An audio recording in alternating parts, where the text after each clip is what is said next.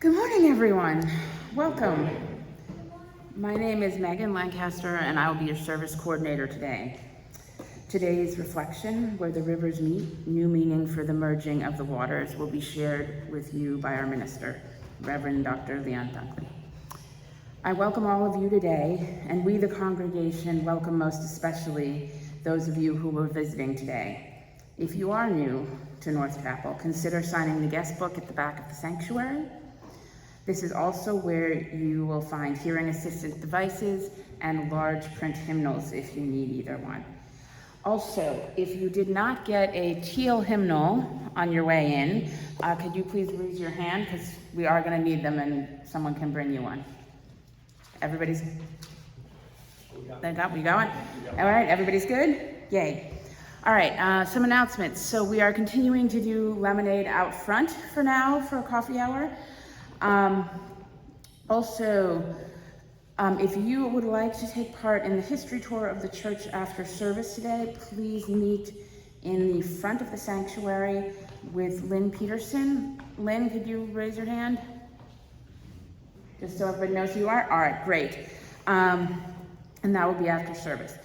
Mary, you had an announcement?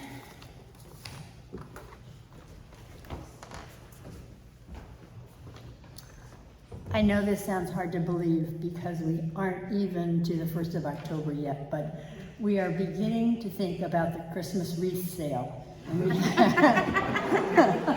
the stores now have Halloween, and we're talking about Christmas. And we have to have our initial order in by the 30th of September. And so I'm wondering if there are a few people who would like to help us call businesses and solicit them. We have lots of people we've had orders from before, and we just need to connect with them and redo the orders. And we will be asking for orders from all of you, but not for a couple of weeks. So if you have any interest in helping us, which we hope some of you do, please let me know and come see me after church. Thanks.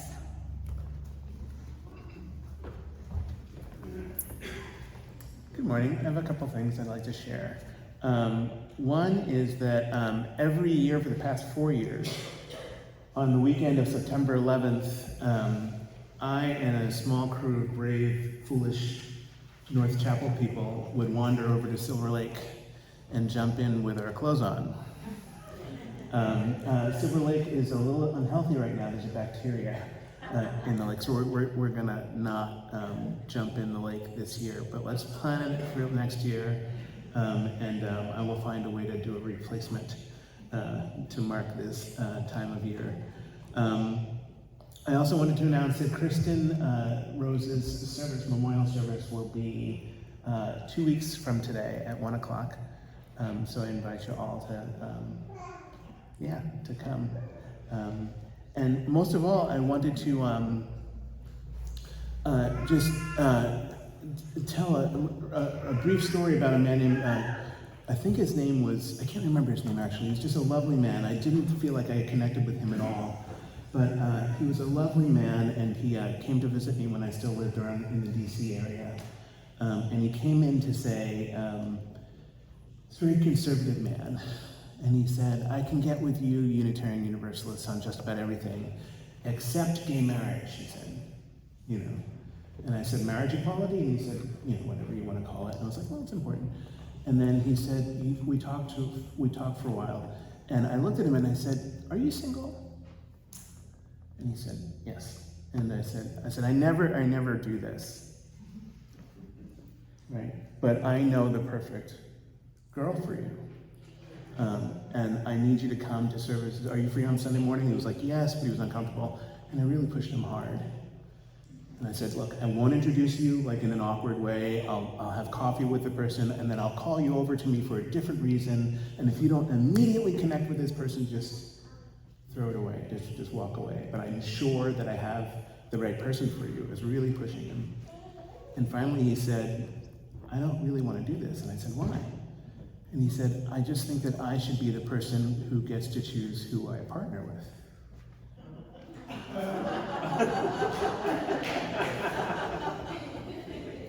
So I want to introduce you to a neighbor and a friend of ours.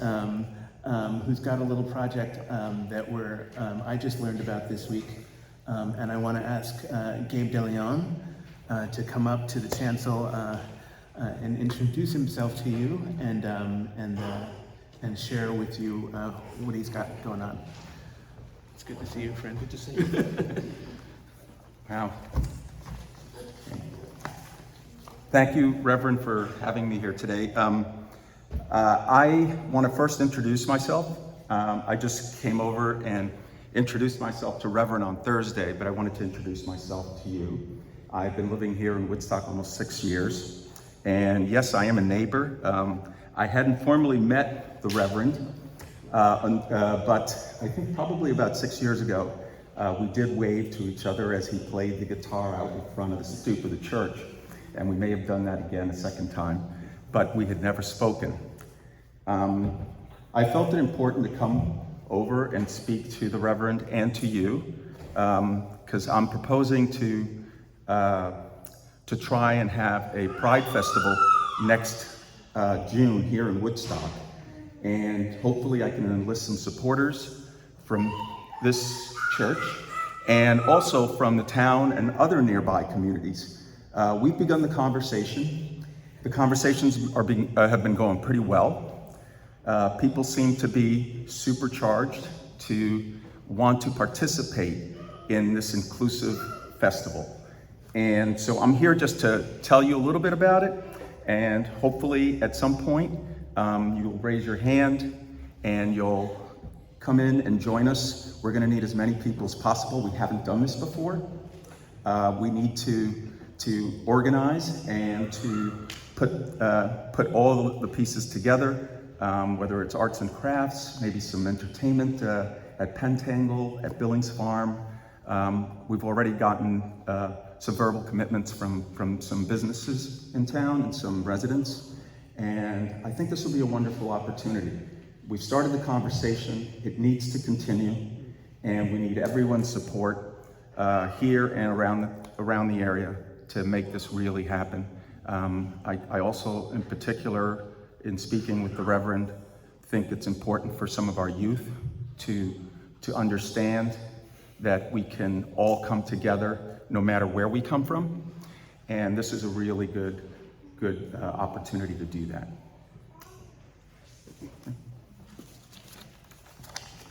Thanks, sir.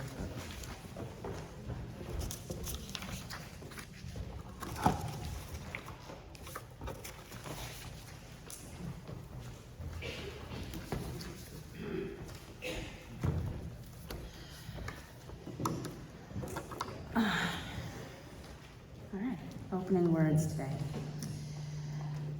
We meet on holy ground, brought into being as life encounters life, as personal histories merge into the communal story, as we take on the pride and pain of our companions, as separate selves become community.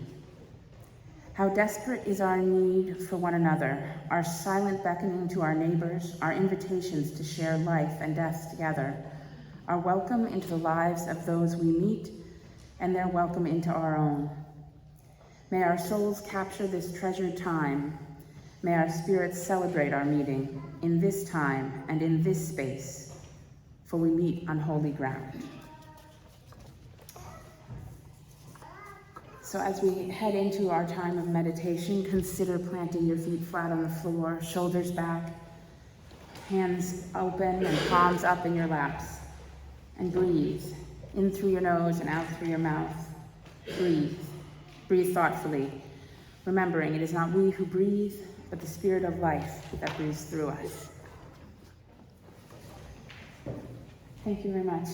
So we'll now have a poem by Laura Foley.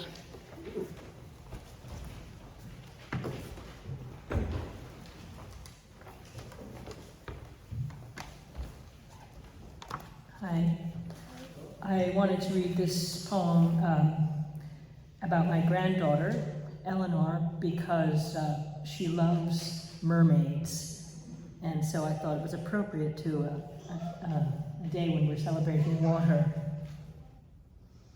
From such depths, we grope for seats in darkness, made black by our sight, still used to the bright afternoon, as mermaids navigate with ease on screen in deep dark seas.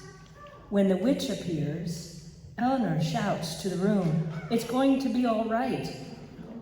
And then again, when the shark opens its gaping mouth, when I begin to think I know from what depths her faith swims. Having transcended at 5 her need for a wheelchair, walking freely into the theater, into a future we adults once only hoped was possible. Halfway through, I whisper, "Want to get popcorn?" But the pleasure of that distraction can't match her anticipation. "No, Grandma, I want to watch. I know what's going to happen next." Later, a warm summer downpour turns the street to sea, soaks through our clothes as we stand under a cleansing eve, reach out our hands, sticky with ice cream.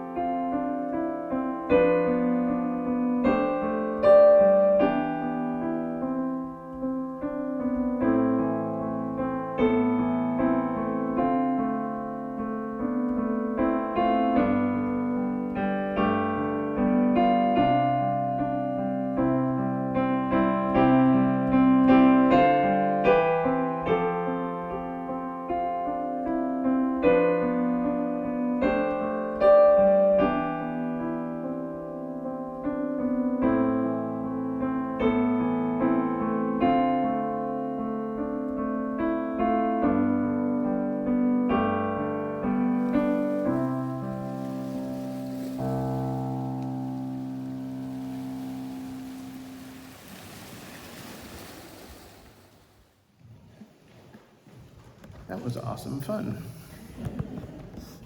I forgot the words in the second verse, but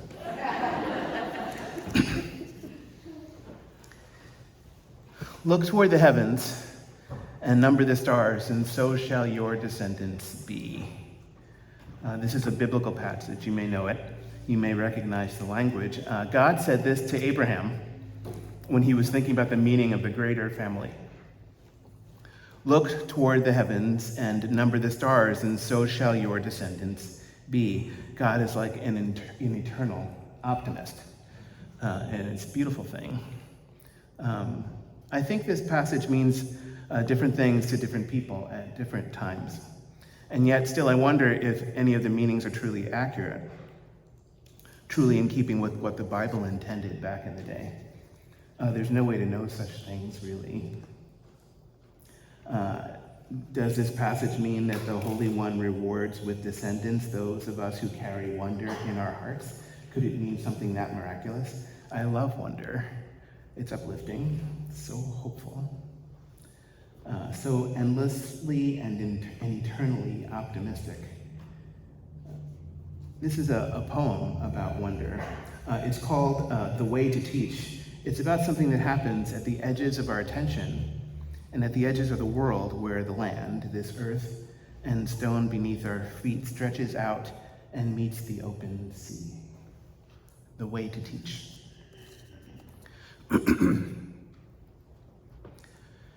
It isn't so much having a question to ask, rather the ability to create one. And so, he let them have their games until the tide was fully out. And when it was, he came upon the rocky beach, a maypole of a man. Among the shouting children, that's us. And bending down beside the magic pool and peering in, he waited until a ring of faces gathered at the edge of his attention. Then, slowly reaching through the mirror, he gave a sea anemone a punch, who did what sea anemones will do, quickly folding in on what should have been lunch. Wow, he said, eyes popping. Then, abruptly rising, but keeping in mind the length of his legs, he moved up the beach. The children were scrambling behind with questions. The maypole man reached through the mirror. Is that image clear to you? To be honest, I think it means different things to different people at different times. For me, the mirror is the still water reflection in small pools at low tide. That's what I see, and it fits the story of the poem. The maypole man inspired questions in the children around him. He filled the young ones up. That's us. He filled us up with wonder. What fills us up with wonder nowadays? Now that we're older and we've got some years behind us. In these strange, changing summer-fall days when whole cities burn in Maui. In these early campaign days when would-be smartest men reach for the silliest of answers to questions that could not be more obvious. It was just on the news the other day, and Amy Goodman told us that on Thursday, climate activists with Extinction Rebellion delayed the semifinal match of the US Open by 50 minutes. Coco Gauff and Karolina Muchova were set to fiercely to compete. As Amy reported, 3 activists stood up in the crowd and called for an end to fossil fuels. One protester glued their bare feet to the ground. 19-year-old Coco Gauff eventually won the match, sending her to the finals. She's the first American teenager to get this far since Serena Williams in 1999. Just looking at 19 made me go, ooh. The African-American player was questioned about the protest after her win, and Coco said, throughout history there are moments like this, and they're really defining moments. Coco said, hey, if that's what they felt like they needed to do to get their voices heard, I can't really be upset about it. So much wisdom and so much grace, so much maturity from a 19-year-old tennis star. Women are working it these days in the wide, wide world of sports. Tennis star women, basketball star women, soccer star women. It used to be that if one were to ask the question, what is the most significant kiss in human history? One would get a variety of responses. The high religious would think that the answer was obvious. The most significant kiss in history was the kiss that Judas gave to Jesus, directly preceding the crucifixion. The high intellectuals also would think that the answer is obvious, pointing immediately to the painting called Der Kuss, or The Kiss in English, the early 20th century painting by Gustav Klimt. World War II veterans might call out the popular image, the VJ Day in Times Square, the world-famous photograph that was taken by Alfred Eisenstadt in 1945. Nowadays, sports fans all over the world might just mention this year's World Cup. They just might mention Luis Rubiales, the head of the Spain's soccer federation, who just forcibly kissed the Spanish soccer star, Jenny Hermosa, right there, center stage, right in front of the whole wide world. Right after leading her team to victory during the World Cup trophy celebration ceremony, he just kissed her, square on the lips. Without her consent, he just did it. Like Nike, I guess. Not like Nike, the goddess of victory in ancient Greek mythology, like Nike, the sneaker company. That's their slogan, right? Just do it. I guess it's a complicated slogan.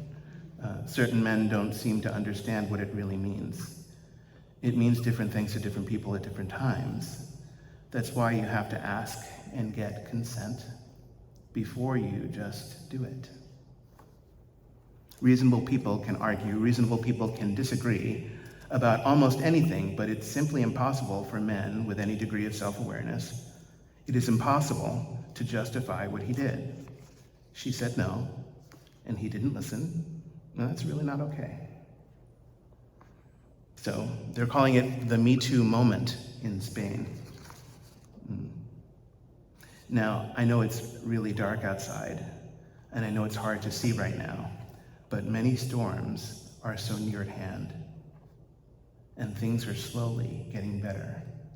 We are winning by inches, all around the world, believe it or not, and with the blessings of compassion by our side. So look toward the heavens and number the stars, and so shall your descendants be. Let our hearts be light, not light like weightless. Let them shine. Let our hearts be light. Life rewards those with wonder in their hearts. Look toward the heavens and number the stars.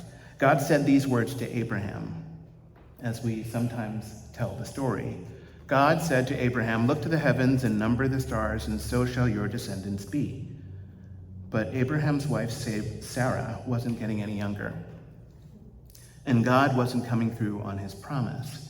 Sarah was getting older, and she was getting nervous because she did not have any children. So she sent Abraham to the bed of her maid, Hagar. And Abraham and Hagar had Ishmael.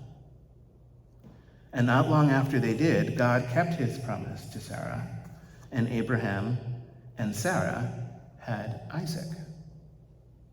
But then Sarah said to Abraham, cast out that slave woman and her son, for the son of a slave woman will not be the heir with my son, Isaac. And so it began, an ancient grudge, as some might say, strife between the Jews, the sons of Isaac, and the Arabs, the sons of Ishmael.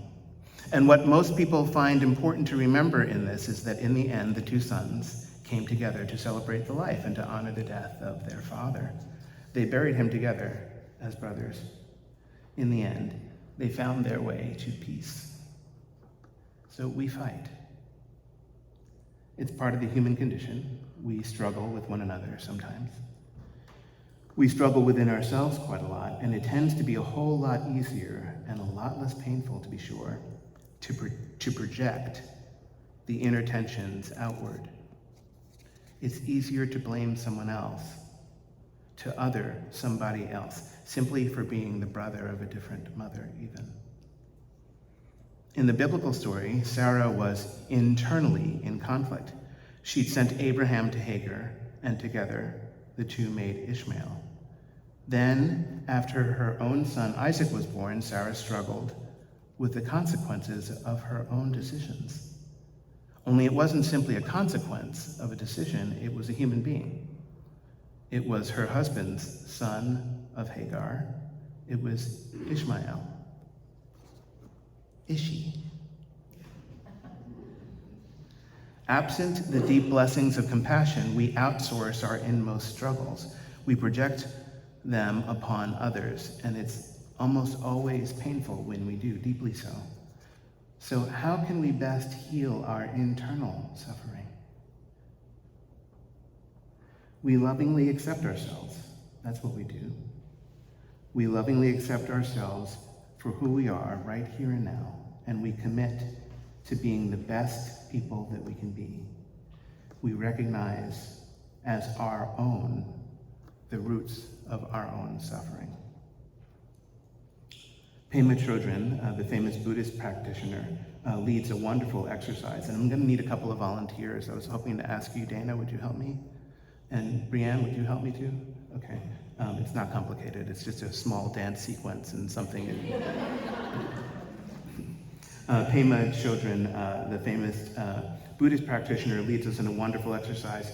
She asks us to surround ourselves in circles of intimacy and distance, a series of 4 concentric circles within which we are ensconced. The inmost is for those we dearest, who we love most dearly, those who are closest and most trusted and most dearly loved, most deeply loved.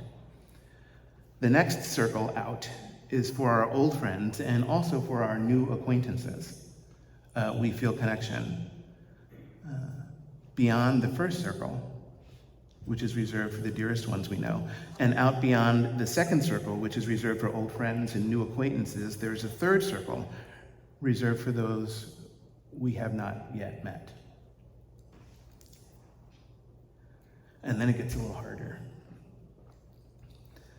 Beyond the third circle, outside of the third circle, there is one more, a fourth, a last, the challenging circle, the one that is reserved for those with whom we are in conflict, reserved for those with whom we may deeply disagree. Pema Chodron asks us to populate these 4 circles with the faces and with the energies of the real people with real promise and real problems. She asks us to be present with all of this. So let's do this. Let's follow her instruction. Let's rehearse the joys and the sorrows that attend each circle of our enclosure. Let us focus. Let us not dwell, but gently focus, and focus gently if you can, on the faces and on the energies of the people who present great challenge. Not injury, only challenge. And then invite the other faces and the other energies to support you. And when you are present with all of that, the good and the bad, release the blame as an exercise. Surrender up the righteousness without leaving yourself too vulnerable, and step into your wisdom, your bravery, your leadership. Let converge the rivers of your light and your darkness. Let merge the real-life waters of joy and sorrow and find the inspiration in it. Reach out through the mirror of simpler reflection and touch the complex wonderland. Take that touch, that energy, and offer it to the waters. Can I ask you both to come up now? Now, being passed around us will be, could you, come on up, could you each grab one or the other of those green vases and then fill each of these with water? These are bowls with little flower petals in them.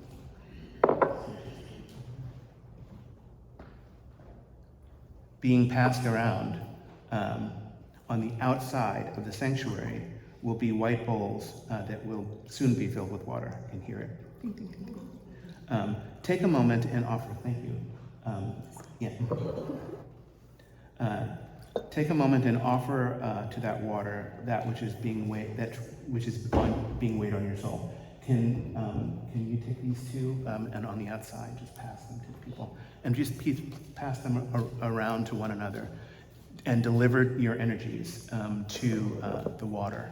Can you take that side? Thank you, Brianna.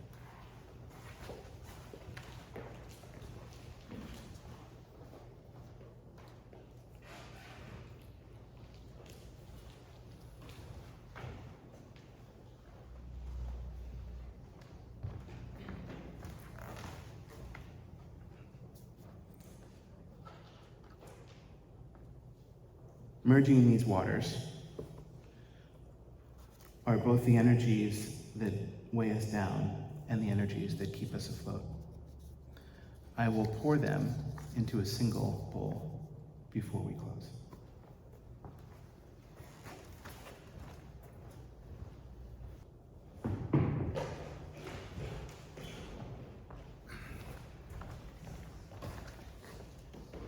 The image on the cover of your orders of service this morning has some captioned words that are hard to read.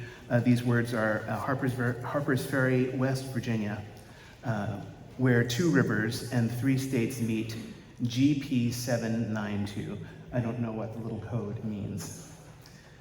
The Potomac and the Shenandoah rivers come together in Harper's Ferry.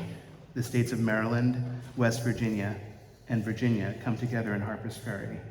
Harper's Ferry, of course, is the place where the radical abolitionist John Brown led his raid of 1859. The instrument that I just played was made in Harper's Ferry, West Virginia. The song, my song, was written about that place. In closing, I offer the lyrics, prepared only by the words of an eternal optimist who said, "Look to the heavens and number the stars, and so shall your descendants be." Long, cold, silver lightning, carry me away. Gone to West Virginia on the very next day, high on a mountain skyline and by sweetness saved. O black hand, roll my soul into heaven and sanctify my holy name. Bend my mind where bones were broken, and coal fire the long way home. All your children ride this station train, and all your angels ride the driving rain high on a mountain skyline and by sorrow stained. O Mississippi, rolling, delta bound, sanctify my holy name. O lift this poor man who's been broken down so long, and coal fire the long way home. If I had but just one wish to make, to my God I pray, my Lord, my soul to take, high on a mountain skyline and by sweetness saved. O Lord, I've been on this train so long now, sanctify my holy name. Lead me on, O Lord of justice, and coal fire the long way home. May we find within ourselves and with each other that which keeps us grounded and that which keeps us buoyant and afloat.